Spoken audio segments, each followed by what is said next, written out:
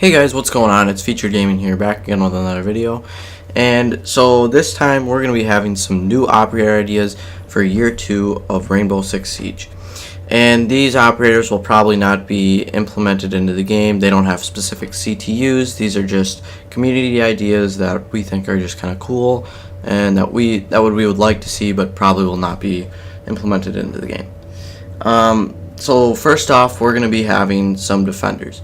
And first one is going to be named Halt, and what he can do is he can lay a barbed wire fence that is about hip height and can be hurdled at the expense of 10 health, but must be destroyed in 3 melee hits like any other barbed wire that we have right now.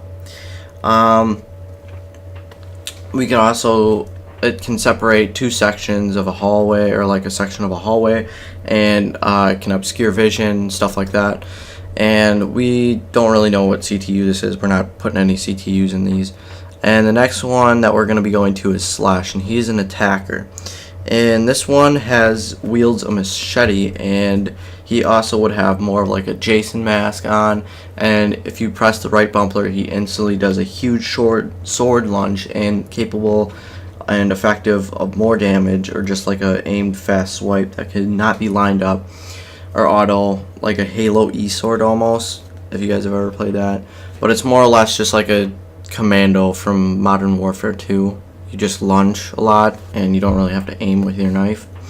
And so we're going to go on to the next one, and this one is going to be Spike. He's on defense, and this one lays human-sized bear traps that can be concealed in barbed wire and grab onto the victim's foot, hold X for 5 seconds, and release, but at the cost of screaming in pain and revealing a location on your map, or you could just be highlighted, sort of like if Caveira interrogated your teammate or something like that.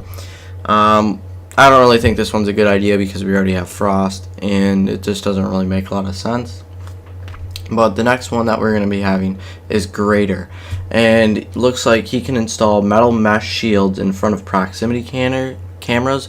So maybe it like kind of like fakes out the other team that maybe that camera's already destroyed, or it's like I don't know, like it looks like it's already destroyed. It could protect the camera for a couple shots or something like that. Not really a great idea. The next one that we're going to have is an attacker, and his name is Fiber, and he can install a small drilled wire camera through non-reinforced surfaces, incredibly small like a worm or a fiber optic cable, and difficult to detect, but does not have any mobility as it is anchored into a wall. I think this one is a very good idea, and it should be implemented in the game because we already have an operator that does have a camera, but it does have that blue flashing light on it and everyone sees it. Unless you're putting it into like a tree or something like that, or you're throwing it on the map, the other team will basically always find it. And with this one, it's very small, and you'd almost have to have like a Thatcher or something like that, and you might even throw it and you might miss it because you don't know where it is. The only expense that this does have is that you couldn't put it into like a concrete wall. It'd have to be a destructible wall, which they could probably breach, charge, and destroy it or something like that. And we don't know how many cameras he would be able to have. The next one that we're going to be having is a defender, and his name is Bright. And he deploys several blinding floodlights that can blind the enemy constantly from a distance. And like this could be taken out like with a gun or anything like that. And this could be deployed in like hallways or corridors, anything like that. This would just be a very good thing implemented into the game because it'd probably be fun to use and it would be very helpful. And I don't think any operators would be able to like kind of be shielded from this at all. So the next one that we're going to be going to is Rain, and he's also a defender. And this one, he installs a box with a shower head attachment and releases acid for several seconds. Highly damaging and can close off small areas. Can't be destroyed once deployed. Ideal for staircases. I think this is a really good idea. This could change the game. Plus, it cannot be destroyed. The only thing is this could be really overpowered, and I mean, if you're last alive and you're running up a stairs and it motions you, and you could honestly die. We already have Smoke, which I mean he's good for what his smoke grenades are worth or whatever. And so we do have one more defender, and his name is Spider. And Spider, he lays a wire web trap that is deployed, and when trip traps, the enemy inside is meleeed through. Difficult to detect, like the tripwire from a trap. Fires several wires in like several web directions in the spider webs and traps an enemy in a wire web. Can't ADS 3 melee unless sledge or slash. I don't really like this idea. We already have sort of something like a cap can, and it doesn't seem too realistic. It kind of seems like a dumb idea. Oh, sorry about that. We're going to have more defenders. So the next defender we're going to have is a radio, and this is probably one of the best things overall of all the defenders that we've had that I've talked about. And what he does is he has a little communication device that hacks to the opposing team so they can hear an enemy in game chat, but they can't hear you.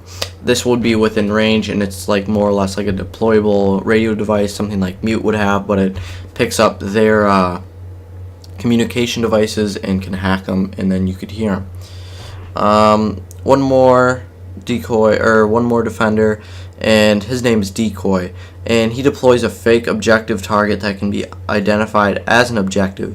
This one's also kind of cool, but I mean, it's not really that, like, it's not going to be that helpful to the team. I mean, they jump in there and immediately realize that no one's in there and they're not securing it. It's not that fun. It doesn't seem like a good idea at all. The next one, we have an attacker, and his name is Pilot, and he gets like a dragonfly drone, and it's been in Black Ops, and it can hum and buzzes in flight, so it would believe, and it would make some sort of noise, which we already know that we're going to be getting a drone attack or a drone defender within the next update of the Red Crow. I do have a video on that. I'll put the link in the description. The last attacker that we will have is Hazmat, and Hazmat is an attacker. He is slow and he has medium armor. Hazmat does not get affected by acid or smoke grenades and cannot be flashed and can see through smoke grenades that he carries. However, Hazmat helmet limits visibility over time. The fog press ability button to fan off the fog. That's also probably a good one, but I feel like it's going to be very overpowered, because I mean, if he had some sort of nitro cell or explosive, he could instantly destroy shields. And that will be concluding to the video.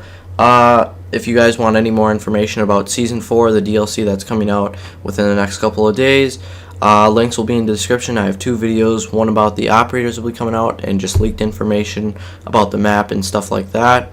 And I hope you guys have a good day, and peace out. Oh, this you crazy mother.